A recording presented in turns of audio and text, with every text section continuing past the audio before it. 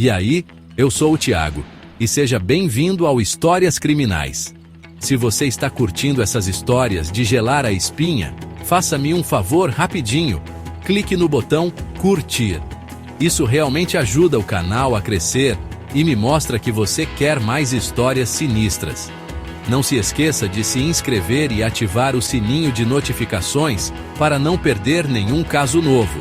Sério, esses vídeos dão um trabalho danado para fazer, e o apoio de vocês significa muito para mim. E olha só, quer mais conteúdo de bastidores e discussões? Me siga no Instagram, o link tá aqui na descrição.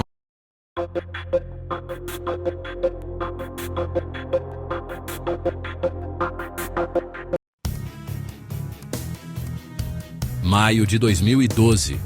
Um mês aparentemente comum, mas que ficaria marcado para sempre na memória dos brasileiros.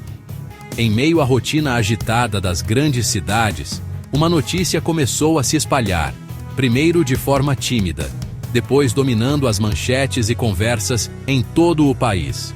O Brasil parou diante de um crime que parecia roteiro de cinema. O caso Elise Matsunaga.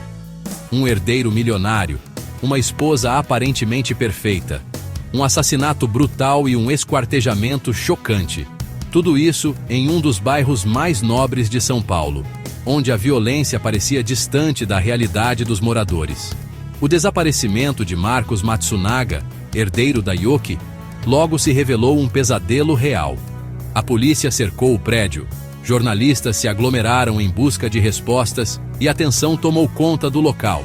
Elise, sua esposa, tornou-se o centro das atenções, cercada por flashes, perguntas e olhares desconfiados.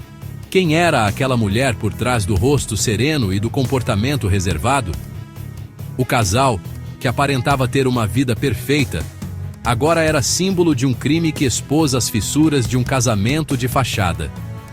Segredos, traições e desconfianças vieram à tona, revelando um relacionamento muito mais complexo do que parecia. As imagens das câmeras de segurança, que antes serviam apenas para proteger, agora eram peças-chave para desvendar o mistério. Cada frame era analisado minuciosamente por investigadores e pela imprensa. Elise descendo com malas pesadas chocaram o país. As imagens, frias e silenciosas, mostravam uma mulher determinada, mas também levantavam perguntas perturbadoras sobre o que havia acontecido dentro daquele apartamento. O caso virou obsessão nacional. Jornais, revistas, programas de TV e redes sociais não falavam de outra coisa. O crime dividiu opiniões, despertou o debate sobre violência doméstica, justiça e até mesmo sobre o papel da mulher na sociedade.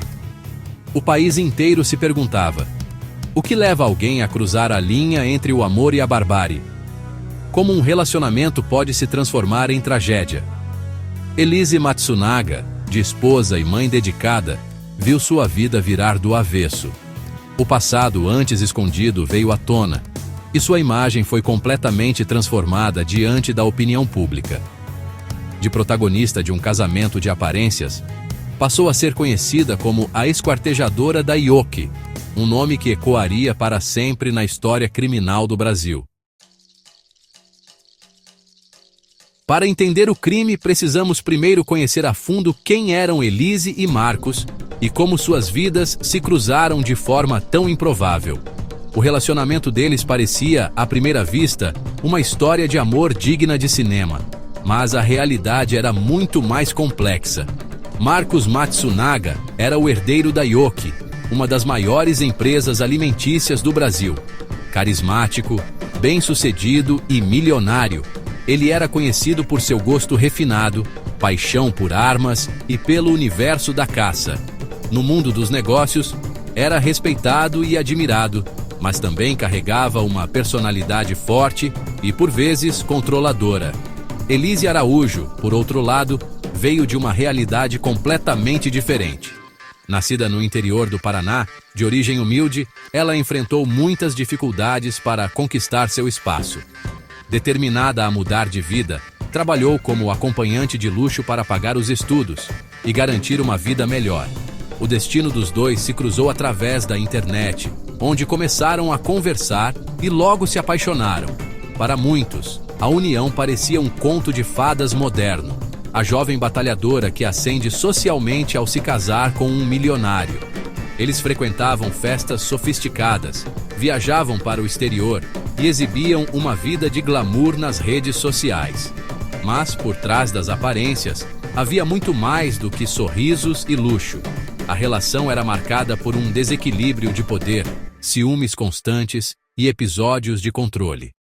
Marcos, acostumado a comandar, impunha regras e limites, enquanto Elise tentava se adaptar a um universo que não era o seu. O clima de tensão era frequente, e pequenas discussões se transformavam em grandes conflitos.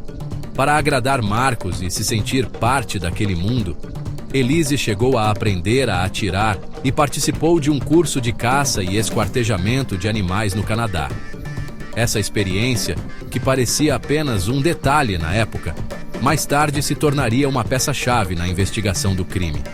Por fora, a vida do casal era marcada por luxo, mansões, carros importados e viagens internacionais. Mas, por dentro, havia rachaduras profundas, silêncios incômodos e uma distância crescente entre os dois. O conto de fadas, na verdade, escondia um castelo de tensão, ressentimento e segredos. O que parecia perfeito aos olhos de fora era, na intimidade, um terreno fértil para tragédias. 19 de maio de 2012. Uma noite aparentemente comum em São Paulo, mas que marcaria para sempre a vida de duas pessoas e chocaria o país inteiro. O relógio marcava o fim de uma rotina, o início de uma tragédia que ninguém poderia prever. Elise descobre a traição de Marcos e o confronta. A tensão entre eles, que já vinha crescendo há meses, explode de forma irreversível.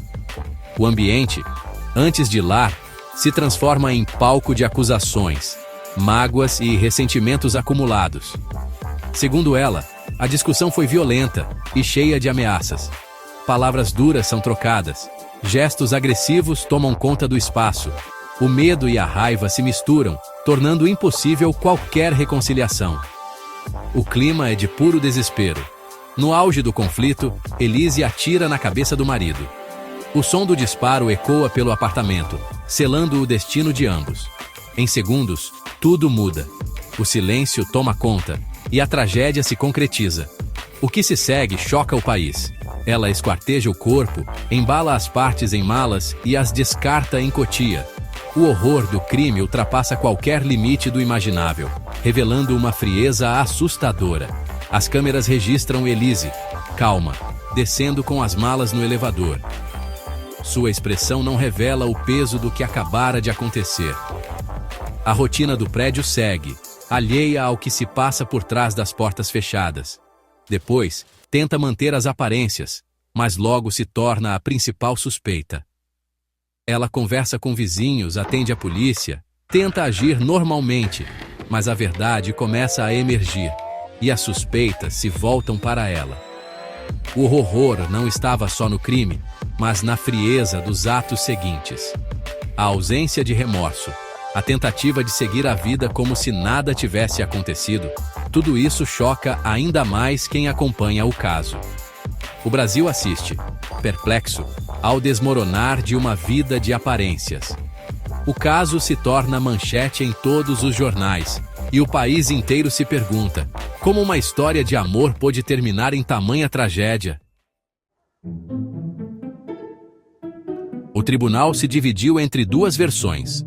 A defesa Elise, vítima de abuso, agiu sob violenta emoção após anos de humilhação e ameaça de perder a filha. O esquartejamento seria um ato de desespero, não de frieza. A acusação, crime premeditado, motivado por dinheiro e poder. O curso de caça, a compra de uma serra elétrica e a calma após o crime foram usados como provas de cálculo. O público se dividiu: vítima acuada ou assassina fria. O julgamento definiria não só seu destino, mas sua imagem para sempre. a investigação começou com o desaparecimento de Marcos. Inconsistências no depoimento de Elise e imagens das câmeras a colocaram no centro do caso. Confrontada, ela confessou, matou e esquartejou o marido. O julgamento, em 2016, virou espetáculo nacional, transmitido quase ao vivo. Acusação e defesa travaram uma batalha de narrativas, frieza calculada versus desespero emocional. O júri condenou Elise por homicídio qualificado e ocultação de cadáver, 19 anos de prisão. A brutalidade do crime pesou mais que qualquer justificativa. Mas a história de Elise estava longe do fim. Na prisão de Tremembé, Elise trocou o luxo pelo anonimato de uma cela. Trabalhou na costura, teve bom comportamento e reduziu a pena. Em 2019, a confissão espontânea diminuiu sua sentença para 16 anos.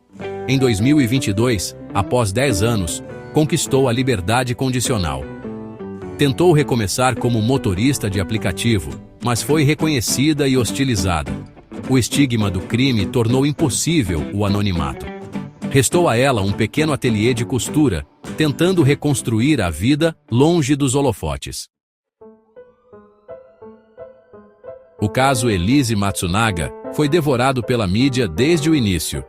Riqueza, traição e violência extrema garantiram manchetes e audiência.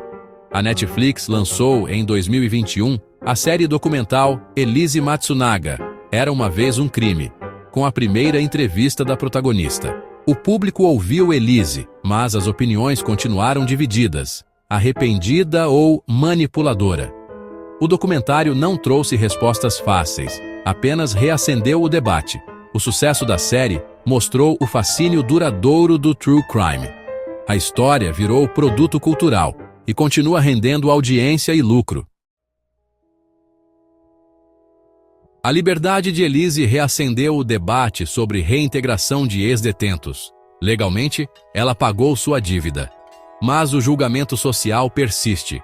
O estigma do crime é uma segunda sentença, quase perpétua. A mídia transformou Elise em personagem, dificultando qualquer anonimato. Como recomeçar quando todos conhecem seu pior ato?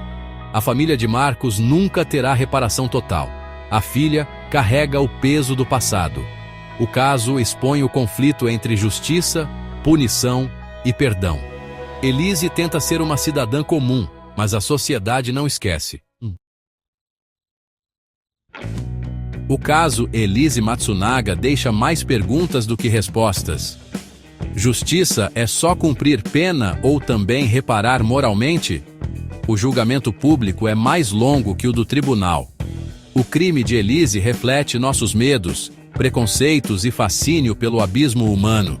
Ela pagou sua dívida com o Estado, mas enfrenta a sentença da memória coletiva. E talvez, dessa sentença, não haja liberdade condicional.